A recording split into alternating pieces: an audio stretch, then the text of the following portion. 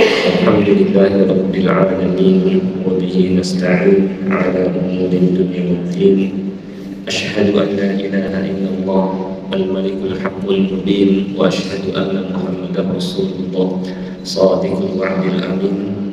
اللهم صل وسلم على نبينا وحبيبنا محمد الأمين وعلى آله الطاهرين وأصحابه الأكرمين ومن اهتدى بهديه المبين إلى يوم الدين.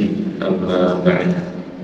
Pertama-tama kita panjatkan puja dan puji syukur kehadiran Allah Subhanahu wa taala atas segala nikmat yang tidak henti-hentinya Dia limpahkan kepada kita semua, terutama adalah nikmat Islam, demikian juga nikmat taufik, dimudahkan kita oleh Allah Subhanahu wa taala untuk melangkahkan kaki kita menuju rumahnya, melaksanakan salah satu perintahnya, yaitu salat subuh berjamaah. Dan kemudian kita melanjutkan dengan menyempatkan hadir di majelis ta'lim atau majelis ilmu, di mana masing-masing dari keduanya memiliki keutamaan yang sangat-sangat besar. Salat subuh berjamaah afdal min salatil fardhi bi 27 darajah. Salat berjamaah lebih utama daripada salat sendiri dengan 27 derajat. Kemudian salat subuh berjamaah sendiri seakan-akan seperti salat malam semalaman suntuk. Kata Nabi sallallahu alaihi wasallam, "Man shalla subha fi jama'ah faka'annama qama laila kullah." Siapa yang salat subuh berjamaah seakan-akan dia melakukan salat malam semalaman suntuk. Kemudian Nabi sallallahu alaihi wasallam juga bersabda, "Man shalla al-bardain dakhala al-jannah." Barang siapa yang salat di saat suasana sejuk, yaitu salat subuh dan asar, maka dia akan masuk ke dalam surga. Juga Nabi sallallahu alaihi wasallam bersabda, "Basyiril masyaina fil lail bin nurit tam yaumil qiyamah." Sampaikan kabar gembira kepada mereka yang melakukan perjalanan di kegelapan malam, ya, bahwa mereka akan memperoleh cahaya yang sempurna. Di samping itu juga sholat subuh berjamaah sendiri disaksikan oleh para malaikat. Inna Qur'an al-fajri kana masyhuda. Sesungguhnya sholat subuh berjamaah itu disaksikan oleh para malaikat. Jadi mereka hadir, datang mendatangi manusia, ya, untuk kemudian mereka melaporkan kepada Allah Subhanahu wa taala. Kata mereka, "Atainahum wa hum yusallun." Kami datang mereka dalam keadaan sholat dan kami tinggalkan mereka juga dalam keadaan sholat. Sedangkan hadir di majelis ta'lim pun sama, memiliki keutamaan yang sangat besar. Di antaranya, man salaka tariqa yaltamisu fihi ilman sahalallahu bihi tariqan ila jannah. Allah akan permudah jalan baginya ke surga, ya. Kemudian juga tanda bahwa Allah Subhanahu wa taala menginginkan kebaikan untuknya. Man yuridillahu bihi khairan yufaqihuhu fid din. Siapa yang Allah inginkan kebaikan padanya, maka Allah jadikan dia paham terhadap agama. Kemudian juga membantu seseorang istiqomah di atas agama Allah. Karena di majelis ta'lim disampaikan ayat, disampaikan hadis yang mengandung motivasi, peringatan, kabar gembira, dan peringatan agar kita istiqomah di atas agamanya, ya. Yang kata Allah, "Wa kaifa takfuruna wa antum tutla 'alaikum ayatullahi wa fiikum rasul." Bagaimana kalian akan berbalik kafir sedangkan kepada kalian terus dibacakan ayat-ayatnya dan di tengah-tengah kalian ada Rasulnya sallallahu alaihi wasallam. Ketika itu beliau telah wafat dan meninggalkan pada kita sunnahnya. Maka ketika kita mendatangi Al-Quran, mendatangi sunnah Nabi sallallahu alaihi wasallam, Allah kaifa takfurun, bagaimana kalian bisa berbalik kafir? Jadi insyaallah kita akan istiqomah, ya. Amin. Di samping kata Nabi sallallahu alaihi wasallam juga, "Majtama'a qaumun fi baitin min buyutillah." Tidaklah satu kaum berkumpul di salah satu rumah Allah. Kita berkumpul di sini. Ya, sudah kita Allah mempelajari, membaca kitabnya, wa yatadarasunahu fima bainahum, dan saling mengkaji antara sesama mereka. Illa nazalat alaihim sakinah, melainkan akan turun ketenteraman, Siapa yang mau ketenangan di majelis taklim lah tempatnya. Wa ghasyiyatuhumur rahmah, diliputi oleh rahmat. Wa hafathumul malaikah, dikelilingi oleh para malaikat. Wa dzakarahumullahu fi man indah, dan akan Allah sebut nama-nama yang hadir di hadapan para malaikat yang ada di sisinya. Jadi kita akan dikenal di langit, tidak ada masalah. Tidak dikenal di dunia, yang penting terkenal di langit. Ya. Dan itu bisa diraih juga dengan hadir di majelis taklim, dan utama lainnya yang sangat-sangat banyak. Dan seperti biasa bahwa pada Sabtu pekan ketiga ini kita mempelajari materi yang sangat penting dalam agama ini, yaitu materi akidah, ya, materi tauhid, yang kalau kita menjaga tauhid kita, ya, dan mentauhidkan Allah semurni-murninya, yakni dengan kita jaga tauhid kita dari segala yang merusaknya seperti syirik akbar. Demikian pula kita jaga tauhid kita dari yang mengurangi kesempurnaannya. Ulama berdasarkan yang beberapa hadis, dakhalal jannah bila hisab wa la adzab, dia bakal masuk ke dalam surga tanpa hisab dan tanpa azab, alias dipermudah masuk ke dalam surganya. Ya, kalau kita ingin, dan kita semua tentu ingin masuk surganya gampang, ya, mudah, dan itu bisa diraih dengan kita menjaga tauhid kita, memurnikan tauhid kita semurni-murninya. Kata ulama, man haqqaqa tauhida dakhala al-jannah bila hisab wala adzab. Siapa yang memurnikan tauhid kepada Allah semurni-murninya, dia bakal masuk ke dalam surga tanpa hisab dan tanpa azab. Ya, dan memurnikan tauhid kepada Allah semurni-murninya, caranya adalah dengan kita mempelajari tauhid secara tafsilan, secara terperinci, seperti yang kita pelajari pada kesempatan pada subuh ini. Kalau pada kesempatan sebelumnya sudah kita pelajari al-usul al-thalathah, 3 dasar, 3 landasan, ya, yang perlu kita ketahui dan pelajari, yaitu mengenal Allah, mengenal Nabi Muhammad SAW, dan mengenal agamanya. Maka pada kesempatan kali ini kita masuk kepada pembahasan di antara pembahasan akidah, yaitu tentang hakikat kufur. Hakikat kufur. Kita pelajari ini bukan tujuannya untuk melakukannya, tetapi agar kita, ya, dapat menjauhinya, ya.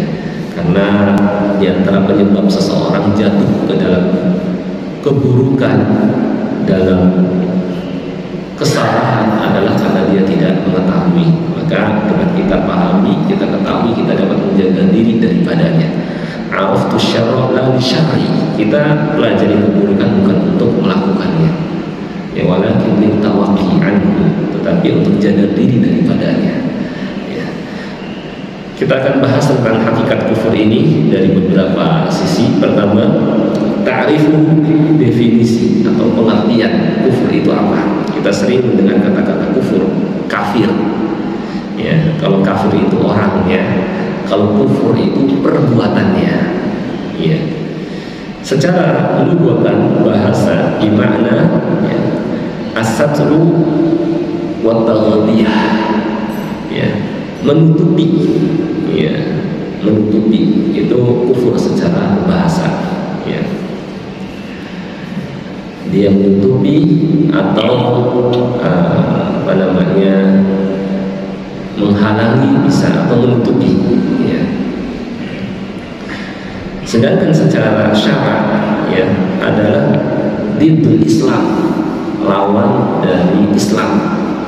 Jadi antonimnya atau lawan dari kata Islam adalah kufur, ya, lawan dari kata Islam adalah kufur atau kafir. Kita definisinya kafir.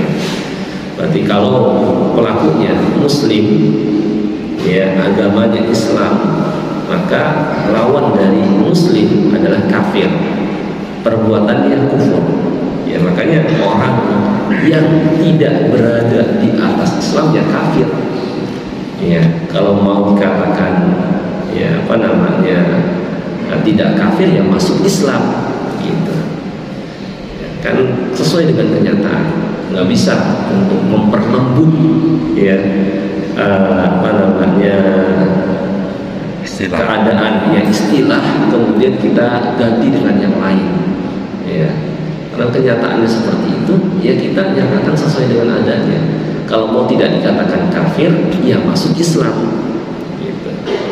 Jangan menyebut kafir lah karena itu terlalu keras gitu ya, memang keadaannya. Kalau mau nggak dikatakan kafir ya masuk Islam, itu aja. Amada ba'dal haqqi illa dhalal. Tidak ada setelah kebenaran kecuali kesesatan, kata Allah. Nggak ada dikasih halus, jangan menyebut sesat lah, kasih sebut aja apa misalnya ya yang halus gitu. Nanti kalau nggak begitu ya orang nggak sadar-sadar ya, maka perlu ketegasan ya. Qad tabayyana rusydu minal ghayy, telah jelas mana jalan yang lurus, mana jalan yang sesat ya, harus diperjelas gitu. Supaya seorang mengikuti yang hak dan meninggalkan yang batil. Baik, anwa'uhu, macam-macamnya ya, ini ada dua macam. Pertama kufrun akbar, yang kedua kufrun asghar. Jadi kufur itu ada dua macam ya. Ketika kita mendengar kata kufur maka enggak selamanya akbar, bahkan ada dua macam. Pertama kufur akbar, kufur yang besar ya, dan ada yang kufur asghar, kufur yang kecil ya, kufur yang kecil ya. Apa dan seperti apa kufur akbar itu ya? Pertama, kufur akbar sesuai dengan namanya kufur yang besar ya.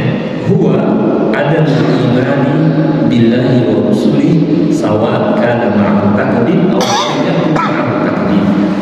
Adalah keadaan ketika seseorang tidak beriman kepada Allah dan para rasulnya ya, baik disertai sikap mendustakan ataupun tidak disertai sikap mendustakan. Karena kufur itu ada macam-macamnya, ada bentuknya, dan akan diterangkan setelah ini.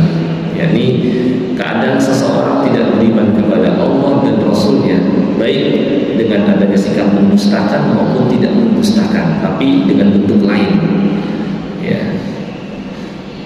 Maka apa namanya? Ketika seseorang tidak beriman kepada Allah dan Rasul-Rasulnya, termasuk dan beriman kepada Nabi Muhammad SAW, jadilah dia kafir.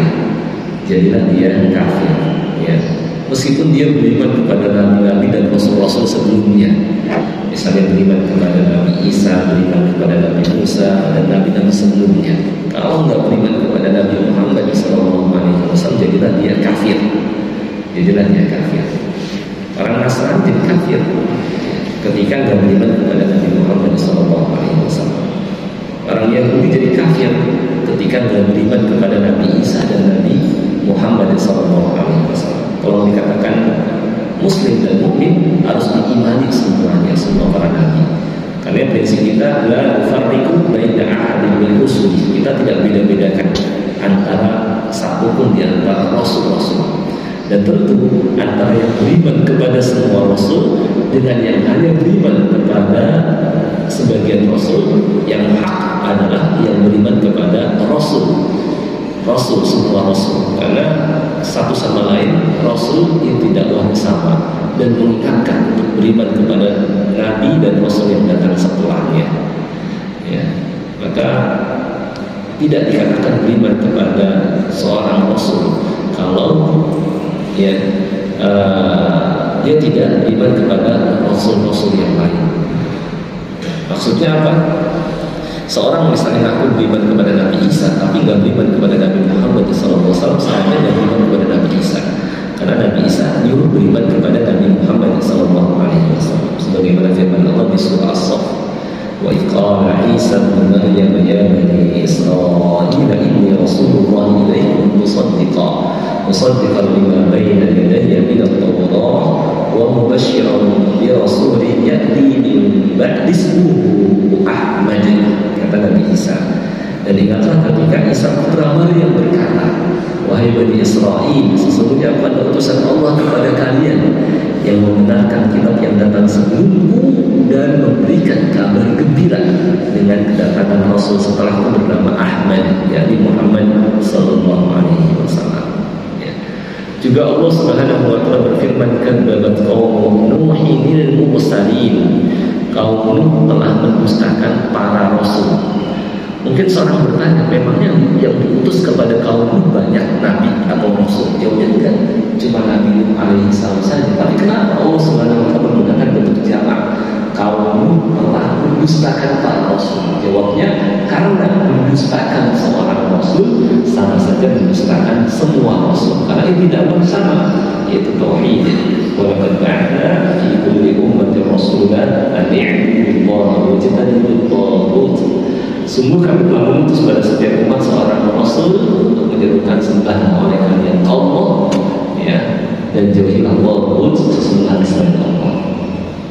Hukum ukhriju minad dini wal millah, mengeluarkan pelakunya dari agama Islam, ya, mengeluarkan pelakunya dari Islam. Jadi bukan muslim kalau sampai nggak beriman kepada Allah dan Rasul.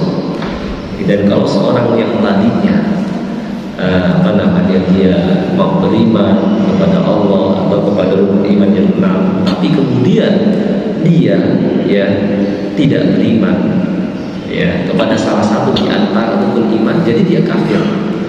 Saya beriman kepada Allah, cuma saya nggak beriman kepada malaikat, jadi kafir. Saya beriman kepada Allah, cuma saya nggak beriman kepada kitab-kitab, jadi kafir.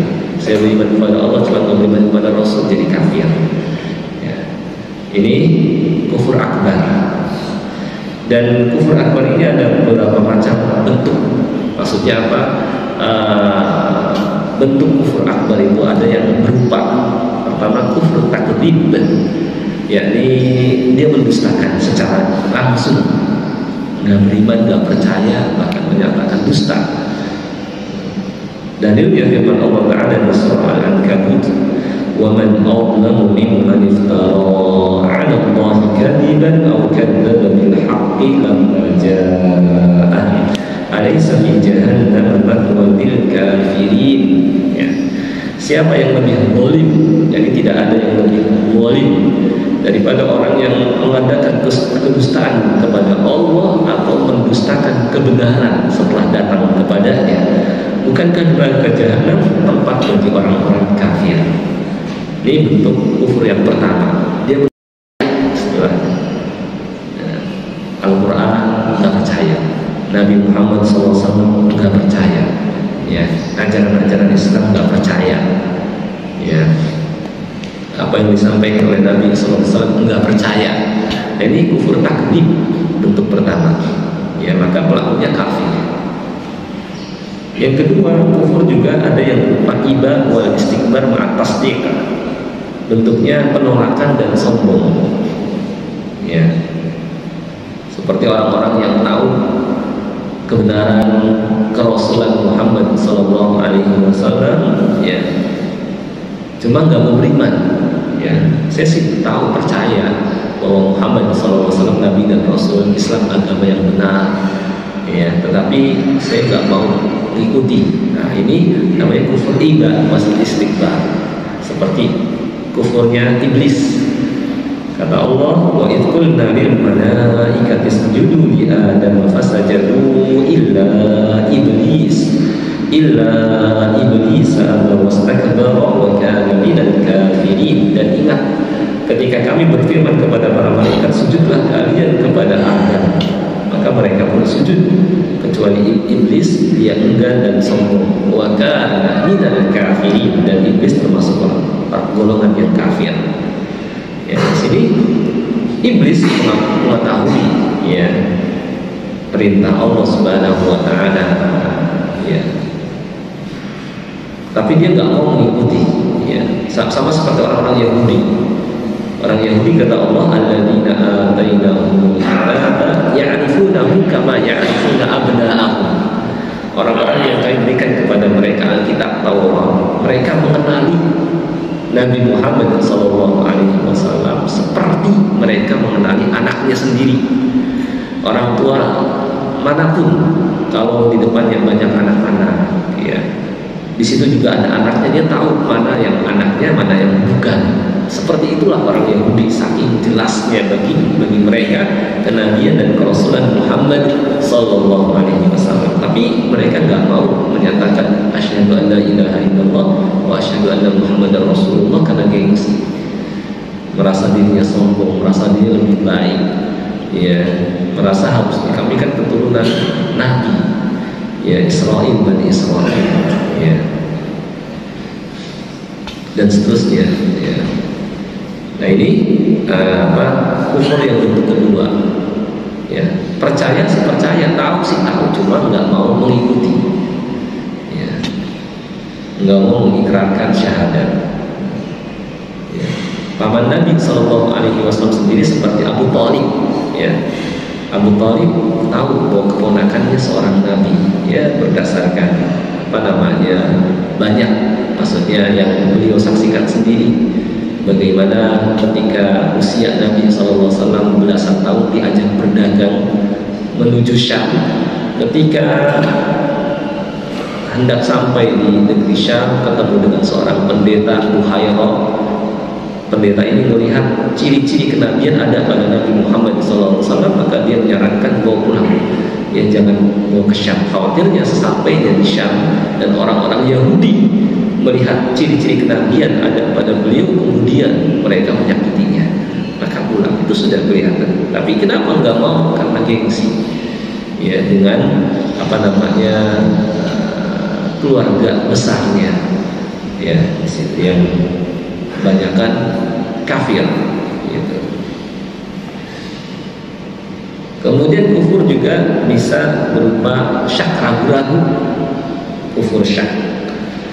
Dalilnya di surah Al-Kahfi, wa dakhala jannatahu wa huwa zalimun li nafsihi qala ma adunnu an tabida hadhihi abada wa ma adunnu as-sa'ata qa'imatan wa la in jitu ila rabbi la ajidanna khayran minha munqalaba qala lahu sahibuhu wa huwa yuhawiruhu akafarta billadhi khalaqaka min turabin thumma min nutfatin thumma sawwaka rajula lakinna huwa Allahu rabbi wa la usyriku bi rabbi ahada. Dan dia pun masuk ke kebunnya dalam keadaan berbuat zalim terhadap dirinya. Lalu dia mengatakan, saya nggak yakin, ya, bahwa saya yakin bahwa kebun ini nggak akan binasa selamanya, ya. Dan kalaupun kiamat itu ternyata ada, maka saya akan kembali kepada Robku dan saya mendapatkan tempat kembali yang lebih baik. Maka kemudian kawannya mengingatkan sambil berdialog kepadanya, apakah engkau kafir kepada yang telah menciptakanmu dari tanah, kemudian dari mani, kemudian menyempurnakan fisikmu? Tetapi Allah, dialah Tuhanmu, aku tidak menyekutukan seseorang pun dengannya. Maksudnya apa di sini? Di sini dia mengatakan wa ma adunnu as-sa'ata qa'imah. Saya nggak yakin kiamat itu datang, belum yakin, masih ragu-ragu. Maka kalau seseorang ragu-ragu dengan Islam, ragu-ragu dengan adanya hari kiamat, ya, ragu-ragu dengan kenabian dan kerasulan Muhammad SAW, belum dikatakan Muslim, ya, masih ragu-ragu, ya, nggak bermanfaat iman kalau disertai dengan keraguan, ya. Iman hanyalah bermanfaat kalau dia yakin. Yakin itu kalau sudah ada maka ragu-ragu menyingkir. Tapi kalau masih ada ragu-ragu, iman nggak menyatu. Maka kalau seorang masih ragu-ragu, ya, nggak bermanfaat. Dan obat terhadap penyakit keraguan-raguan ini adalah dengan belajar, ya, adalah dengan belajar. Karena kalau dibiarkan penyakit keraguan-raguan ini timbulnya adalah, ya, semakin bertambah keraguan dan semakin ingkar, seperti halnya orang-orang munafik. Kata Allah, fi qulubihim marad, dalam hati mereka ada penyakit, ragu-ragu, nggak yakin. Fazadahumullahu marad, maka Allah tambahkan lagi penyakitnya. Maka supaya tidak kronis penyakit ini segera diobati, ya, dengan mempelajari, ya. Maka kalau kita lihat ada orang-orang munafik yang mereka istilahnya, kenapa kok mereka menyatakan kalimat-kalimat nyeleneh, ya, entah secara lisan langsung, mereka kadang-kadang di media, ya, ada ujaran kebencian, kemudian juga melalui tulisan. Awalnya adalah karena ragu-ragu yang tidak diobati, ya, awalnya adalah karena ragu-ragu yang tidak diobati, ya.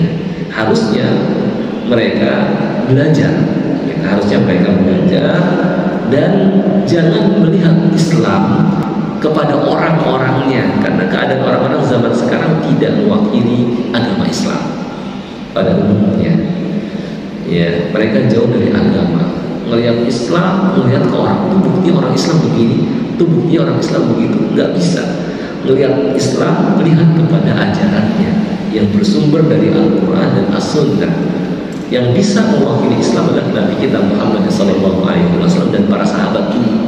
Tapi orang-orang sekarang banyak kan pada umumnya yang meninggalkan agama ini. Kenapa? Kita melihat Islam kepada orang, maksudnya sehingga timbullah istilah Islamofobi, ya, anti-Islam, ya, melihat Islam jadi anti, ya, sampai banyak saking antinya, ya, anti ini, anti itu, ya, dipampang di tempat-tempat umum, ya, saking takutnya, ya.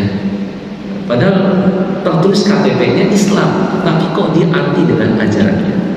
Nah, ini karena ada penyakit dalam hatinya yang tidak diobati. Penyakit itu kalau nggak diobati bisa kronis, ya, bisa kronis, dan kalau udah kronis susah diobati dan bisa membawa kepada kematian hati.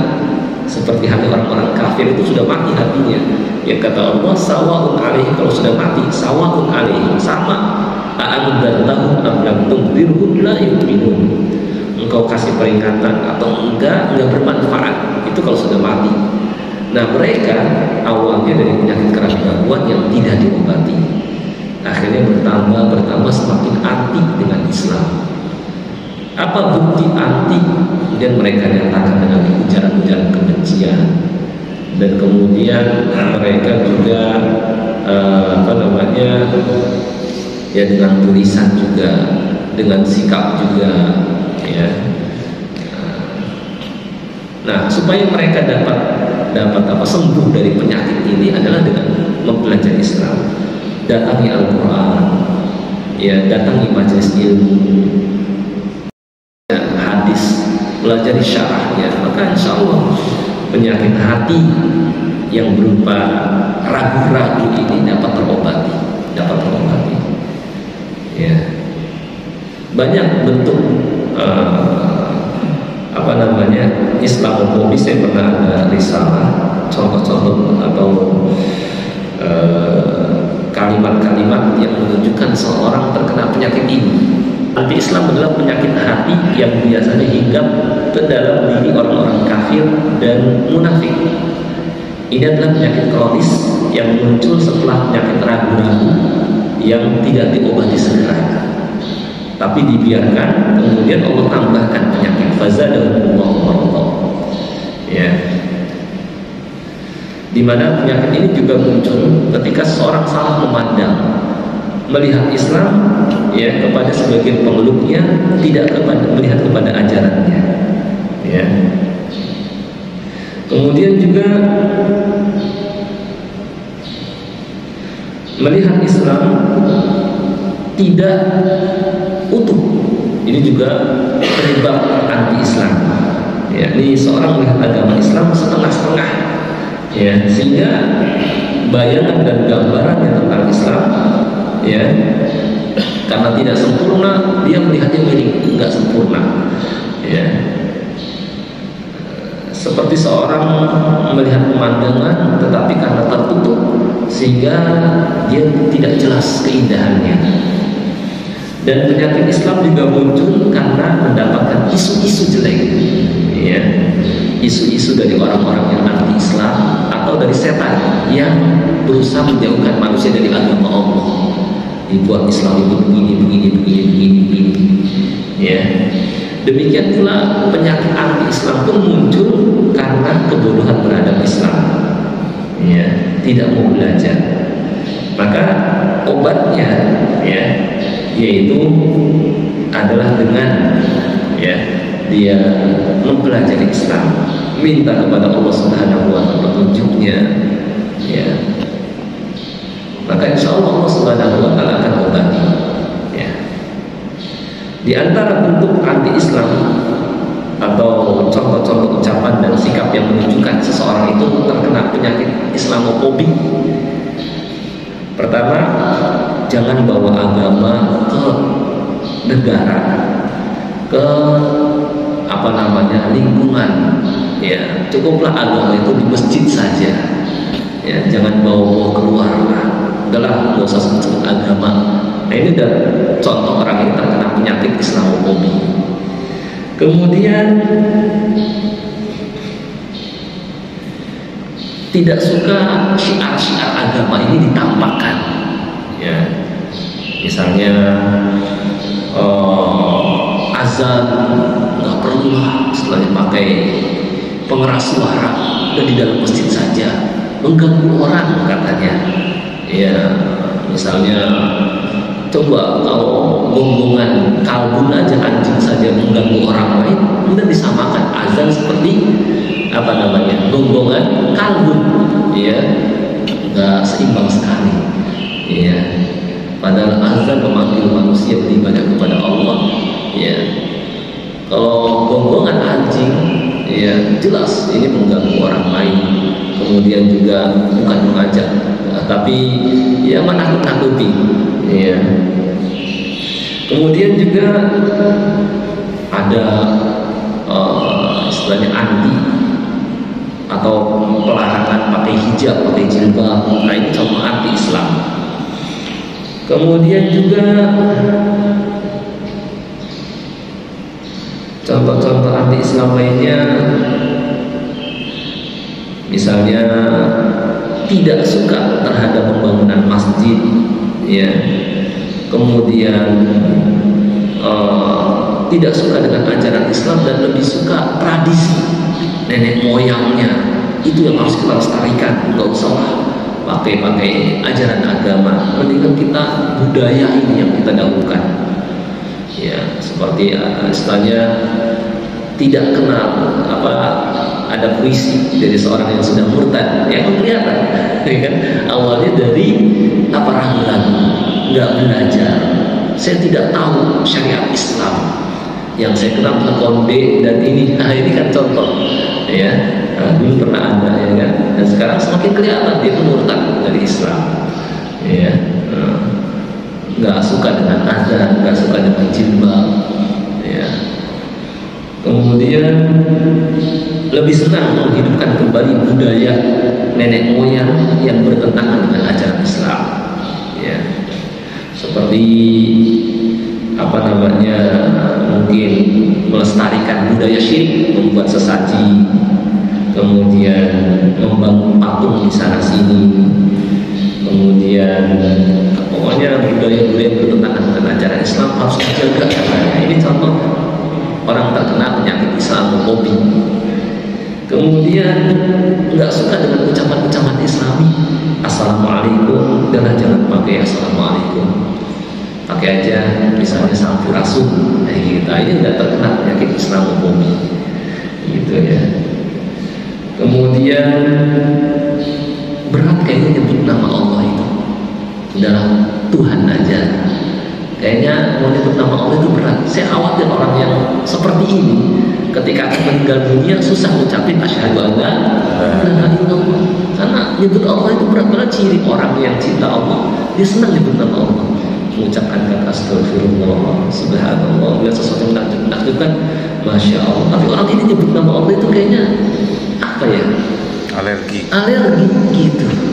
Padahal zikir itu kan utama, zikir itu kan nyebut dan ingat. Tapi dia sama nama Allah kayaknya malu nyebut nama Allah. Nah, gitu. Nah, ini ada orang ini terkena penyakit Islamofobi juga. Kemudian juga melihat orang berpegang dengan agama itu kayaknya sinis niatnya. gitu, gitu. Menolak syariat Islam, ya. Kemudian juga enggak, istilahnya malu lah menampakkan seorang sebagai seorang muslim. Ini berapa penyakit, gitu. Kemudian mempersempit ruang lingkup pengamalan ajaran Islam dan membatasinya tadi hanya di masjid saja seperti orang-orang sekuler. Nah ini contoh penyakit anti Islam atau Islamofobi dan tanda orang terkena penyakit ini. Obatnya ya diantaranya adalah dengan belajar melihat Islam secara keseluruhan, melihat orang tidak melihat Islam tidak melihat kepada orangnya tapi melihat kepada ajarannya. Yang pertama jelas adalah dia mohon kepada Allah hidayahnya. Yang kedua memiliki sikap yang adil dan objektif, ya, dan menyingkirkan semua sikap berat sebelah. Yang ketiga ada niat dalam hati ketulusan untuk mencari yang hak, karena walladzina jahadu fina lanahdiyannahum subulana, orang yang berusaha menempuh jalan kepada kami akan tunjuki jalan-jalan kami. Yang keempat di sini memfungsikan anggota badan yang dengannya Allah dengannya seseorang bisa memperoleh ilmu, pendengarannya digunakan untuk mendengarkan ayat-ayat Allah, hati dan pikirannya untuk memperhatikan, untuk memikirkan ayat-ayat Allah, matanya untuk memperhatikan tanda-tanda kekuasaan Allah, ya, dan seterusnya. Nah itu semua dengan cara seperti ini, insya Allah penyakit ragu-ragu yang mengarah kepada anti ini akan hilang, gitu ya. Kemudian sedikit lagi beberapa contoh bentuk kufur lainnya di samping ragu-ragu adalah kufur i'rad, berpaling, ya. Jadi ya seperti berpalingnya orang-orang kafir, ya, dari Islam. Kata Allah walladzina kafaru amma unziru mu'ridun, orang-orang kafir dari peringatan itu mereka berpaling, ya. Apalagi sampai seperti dulu kaum Nabi Nuh alaihissalam, Nabi Nuh memperingatkan mereka tutup telinga, kadang mereka tutup muka. Kata Nabi Nuh, wa inni kullama da'awtuhum, setiap kali aku dakwahi mereka, ja'alu asabi'ahum fi adanihim, mereka taruh jari ke dalam telinganya, wastaghshaw thiyabahum, dan tutupin mukanya, wa asarru wastakbaru istikbara, dan mereka tetap terus di atas itu sambil bersikap sombong. Kemudian sedikit lagi bentuk kufur lainnya adalah kufur nifaq, seperti orang-orang munafik. Mereka menyatakan secara lisan sebagai mukmin muslim, tapi hatinya menolaknya. Ada maksud dari mereka menyatakan keislaman. Ketika mereka berhadapan orang-orang mukmin, mereka akan mengatakan amanna, tapi ketika mereka kembali dengan setan-setan mereka, mereka mengatakan inna ma'akum, kami tetap kok di atas sama seperti kalian, inna nahnu mustahzi'un, kami cuma main-main aja, kami hanya ya pura-pura aja, ya. Mereka nggak tahu Allah mengetahui, dan nanti pada hari kiamat akan ditampakkan ketika orang mukmin dan kafir disatukan, kemudian Allah pisahkan. Awalnya dikasih cahaya, semuanya dikasih cahaya, kemudian cahaya orang mukmin tetap terus, cahaya orang kafir padam. Ketika itulah mereka mengatakan alam nakum ma'akum, bukankah kami dulu bersama kalian? Kata orang mukmin, bala, ya memang, walakinnakum fatantum anfusakum wa tarabbastum wa tartabtum wa gharratkumul amani wa gharrakum billahi al-ghurur, ya, tapi kalian yang membuat masalah pada diri kalian sendiri. Kalian ragu-ragu, nggak percaya, dan ditipu oleh setan dan ditipu oleh angan-angan, kayak gitu.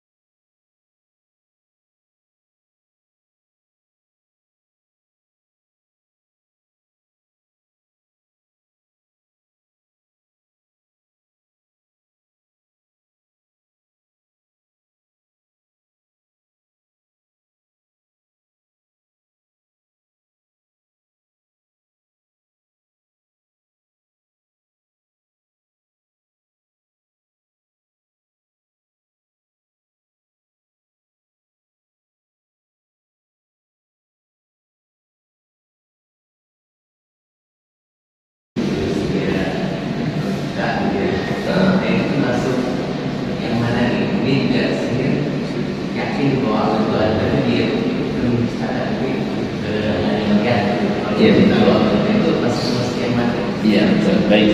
Ya, di siang bulan Ramadan, maksudnya tidak berpuasa. Kalau dia mengatakan atau berkeyakinan bahwa puasa tidak wajib, kafir. Sepakat para ulama. Tapi kalau dia meyakini, menyatakan bahwa puasa memang betul wajib, tapi saya nggak kuat dan saya memperturutkan hawa nafsu saya, maka dia telah melakukan dosa yang sangat-sangat besar tapi nggak keluar dari Islam. Kata ulama, kata Imam Al-Dhahabi, wa indal mu'minina muqarrar, kaum mukmin punya ketetapan sejak zaman dulu, anna man taraka shauma Ramadan, siapa saja yang meninggalkan puasa Ramadan bila udzur wala marad, bukan karena ada udzur dan bukan karena ada sakit, fa innahu syarrun minaz zali, lebih jelek daripada pezina, wa mudminil khamr, dan pecandu minuman keras, wa yadhunnuna bi zandaqah, dan anggap seperti orang zindik, ya, wal inhilal, dan bisa aja kalau terus seperti itu dia bisa kemudian meninggalkan agama ini. Intinya dia lebih buruk daripada para pelaku dosa besar tapi nggak keluar dari Islam, gitu. Kecuali kalau yang ditinggalkan sholat, nah ini baru banyak ulama yang mengatakan dia bisa keluar dari Islam. Allah, jadi seperti itu, intinya nggak keluar dari Islam tapi melakukan dosa yang lebih besar daripada dosa berzina, dosa pecandu minuman keras, dosa mencuri, ya, itu yang meninggalkan puasa Ramadan. Saya kira itu Allah ma'ala. Untuk antara munafik, kafir, itu kalau sanksi di selangkah di akhiratnya, di nerakanya itu kan, kalau misalnya munafik sepertinya posisinya di kerak neraka. Sedangkan kalau munafik itu kalau dia masih muslim, apa dia masih ada jaminan untuk kemudian bisa ke surga. Tapi kalau kafir yang jelas-jelas kan dia kan akan abadi terus. Itu perbedaannya di mana sih? Kita akan masuk ke dalam pembahasan nifaq atau munafik. Jadi supaya lebih jelas bedanya antara kufur dengan nifaq. Sebagaimana kufur tadi ada dua, kufur akbar dan kufur asghar. Demikian pula nifaq atau munafik juga sama, ada nifaq besar dan ada nifaq kecil. Kalau nifaq besar itu yang betul-betul mengeluarkan dari Islam, dan inilah yang membuat pelakunya fiddarkil asfali minan nar, berada di kerak neraka. Tapi kalau nifaqnya nifaq asghar, ya, dan ini bisa terjadi pada orang mukmin, yaitu mengerjakan perbuatan-perbuatan yang biasa dilakukan oleh orang munafik, seperti ketika berbicara berdusta, ketika berjanji mengingkari, ketika diamanahkan dia khianat, nggak mengeluarkan dari Islam, tapi dia melakukan dosa besar saja, dan ya kalaupun misalnya dia masuk ke dalam neraka, dia akan dikeluarkan. Nah itu nanti pembahasan nifaq, insyaallah kita akan bahas ya secara lebih rinci. Intinya yang kekal di neraka adalah munafik akbar, nifaq akbar, yang dia menyatakan keislaman di luar dan menyembunyikan kekafiran di batinnya. Sebenarnya dia nggak suka dengan Islam, tapi karena ada maksud dia menyatakan keislaman agar disikapi dengan baik, atau agar dia ingin cari perhatian, atau agar dia bisa merusak Islam dari dalam misalnya. Maka orang yang seperti ini nifaqnya nifaq akbar. Dan kenapa kok ditempatkan fiddarkil asfali minan nar, di kerak neraka bagian bawah? Karena bahayanya lebih besar daripada bahaya orang-orang kafir. Kalau orang kafir kita tahu, kita bisa jaga diri, waspada. Tapi orang munafik, ya, nggak kelihatan dohirnya dia Islam, tapi merusak Islam dari dalam. Ya, dia berusaha mengotak-atik, ngacak-ngacak, mengetahui rahasia kaum muslimin dan mencari titik lemahnya dan seterusnya. Makanya sebagai balasannya, ya, innal munafiqina fid darkil asfali minan nar. Ya, karena bahayanya dan berusaha menjauhkan manusia dari agama Allah, merusak citra Islam, memperjelek dan lain sebagainya. Nah itu kalau yang munafiknya munafik akbar. Dan kenapa balasannya lebih parah daripada orang kafir? Saya kira itu. Wallahu a'lam. Mohon diceritakan lagi secara singkat saja mengenai kisah orang yang membunuh 99 orang, ya, dan menjadi 100 akhirnya taubat dan masuk surga. Secara singkat aja Ustaz. Intinya bahwa ya, kalau secara singkatnya supaya kita bisa ambil pelajaran kan, ada orang yang dia telah membunuh banyak orang sampai 99 dan kemudian Allah Subhanahu wa taala memberinya taufik untuk bertobat. Kemudian salah orang yang didatangi bukan ahli ilmu tapi ahli ibadah. Kata ahli ibadah, kamu udah nggak bisa diterima tobatnya, sudah kebanyakan yang dibunuh, dosanya sudah terlalu besar. Akhirnya dibunuh sampai 100. Kemudian dia tetap ingin kembali dan bertobat, dan akhirnya baru datang ahli ilmu. Yang kemudian setelah datang kepada ahli ilmu, kata ahli ilmu, ya masih bisa diterima tobatnya, ya. Dan kemudian disarankan oleh ahli ilmu untuk mendatangi tempat, meninggalkan tempat asalnya yang kalau dia di situ lagi dia akan kembali lagi. Perjalanan, maka kemudian dia dijemput oleh malaikat maut, ya. Dan malaikat yang menjemput ada dua ketika itu, antara malaikat rahmat dengan malaikat azab, dan mereka berdua berselisih siapa yang mencabut. Kemudian malaikat rahmat berkata, bukankah dia sudah kembali kepada Allah Subhanahu wa taala? Ya, meskipun belum sampai ke tempat dia tuju. Tapi malaikat azab mengatakan dia belum sampai ke tempat yang dia tuju. Dan Allah kirim malaikat dalam bentuk manusia dan kemudian menyelesaikan masalah mereka berdua. Kata malaikat ini, kita ukur saja. Kalau lebih dekat kepada negeri asalnya, maka yang mencabut malaikat azab, dan kalau lebih dekat kepada negeri yang dia tuju, maka yang mencabut malaikat rahmat. Ketika diukur, dan Allah Subhanahu wa taala pun berfirman, mewahyukan kepada bumi untuk menggeser jasadnya, dan ternyata lebih dekat kepada negeri yang dia tuju, dan ternyata yang mencabut adalah malaikat rahmat. Intinya dari hadis ini bahwa betapapun banyak dan betapapun besar dosa seseorang, maka ya Allah Subhanahu wa taala tetap membukakan pintu tobat baginya, ya, selama ya tentunya matahari belum terbit dari barat dan ketika ruh tenggorokan itu masih tetap terus dibuka. Dan kalau seorang mengatakan dosa saya sudah terlalu banyak dan dosa saya sudah terlalu besar, kita katakan ampunan Allah jauh lebih banyak dan jauh lebih besar, ya. Dan dari sini juga kita mengetahui keutamaan ahli ilmu di atas ahli ibadah, ya. Dan juga cara untuk meninggalkan dosa diantaranya adalah dengan meninggalkan tempat-tempat lamanya, kawan-kawan lamanya, karena kalau kembali ke tempat semula bersama dengan orang-orang sebelumnya, dikhawatirkan dia kembali lagi seperti sebelumnya. Nah, itu mungkin singkatnya seperti itu. Maka seorang nggak boleh putus asa, merasa dosanya sudah terlalu banyak, dosanya sudah terlalu besar. Kita jawab, ampunan Allah jauh lebih besar lagi, ampunan Allah jauh lebih banyak lagi. Ya, saya kira itu. Wallahu a'lam. Kalau pelaku kufur akbar itu apakah diwajibkan kembali untuk bersyahadat? Ya, kalau seseorang dia keluar dari Islam dengan berbagai macam bentuk kekufuran, ya, misalnya berupa ucapan yang mengkafirkan, perbuatan yang mengkafirkan, perbuatan misalnya dengan sujud kepada patung dan berhala, perbuatan misalnya berupa menghina agama, ya. Kemudian ucapan dengan ya tadi menghina gitu, ya. Ya kan, ini telah melakukan perbuatan yang mengeluarkan dari Islam, ya. Sebagai tobatnya, kalau dia menyatakan bahwa dia sebagai istilahnya orang sudah keluar dari Islam, maka dia menyatakan syahadat lagi, menyatakan asyhadu an la ilaha illallah wa asyhadu anna muhammadar rasulullah. Kalau dia melakukan perbuatan yang mengkafirkan, ya, ucapan, dan sudah belum saya sampaikan waktu itu Islam sebelumnya.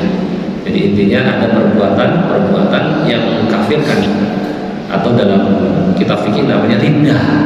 Kalau seorang sudah melakukan itu, ya, kemudian dia disuruh taubat dan mengucapkan lagi syahadat. Taubatnya dengan mengucapkan syahadat dan mengikrarkan apa yang dia ingkari sebelumnya. Harus seperti itu. Ya, kalau dia melakukan perbuatan nawaqidul Islam atau riddah namanya. Saya kira itu. Wallahu a'lam. Ada lagi mungkin sebelum ditutup? Masih ada sedikit waktu.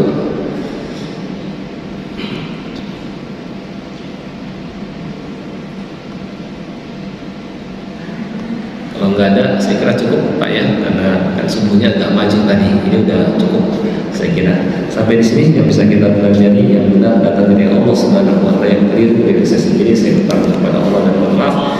Kita tutup dengan doa kafaratul majlis. Subhanakallahumma wa bihamdika, asyhadu an la ilaha illa anta, astaghfiruka wa atubu ilaik. Assalamualaikum warahmatullahi wabarakatuh.